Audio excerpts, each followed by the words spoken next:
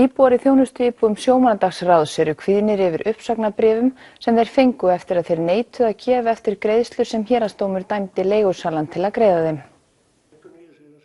Þorsteinn Þorsteinsson flutti í þjónustuíbúð fyrir aldraða ásamt sambýliskonu sinni fyrir 4 árum en hún lést í haust. Íbúðin í Boðaþingi 22-24 í Kópavogi en leigusalinn Naustavör ehf. Sem er í eigu Sjómannadagsráðs höfuðborgarsvæðisins.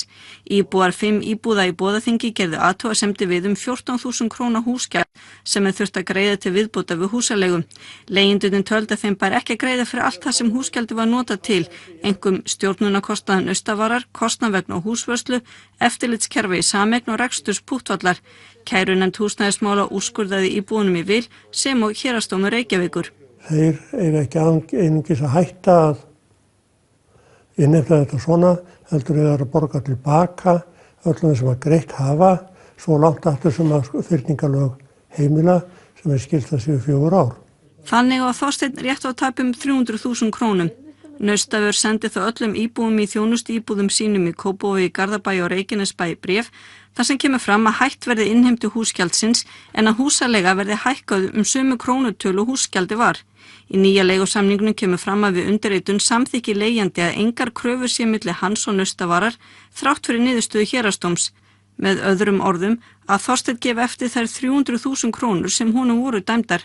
Það er ákaflega slæmt að þetta fólk sem var kominga til þess að eiga áhyggjulítið ævikvöld það skuli þurfa að enda í þessu og mér finnst að vera fyrir neðan allar hellur að hóta mönnum að uppsagna ekki falli frá réttindum sem að búa að dæma þeim.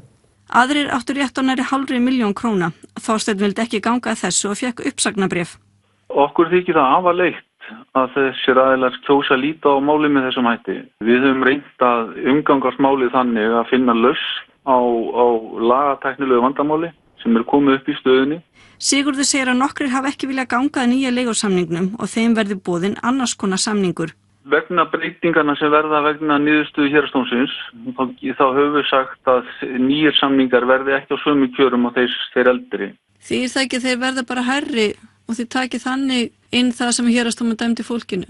Það er ekki búið að kanna það eins og ég sagði, það er ekki búið að fara yfir það. Þorsteinn segir að nú þegar sé leigan hærri en á almennum markaði. Ef að þetta fyrirtæki getur ekki rekið húsið með því að vera 25-30% yfir meðal nýjum samningum í Kópavogi núna síðustu áramót, þá fer ekki hjá þá er félagið bara illa rekið. Þorsteinn segir að málið leggist þungt á íbúa í Boðaþingi. Ég finn fyrir því að það er bæði kvíðið og ringla og bara rætt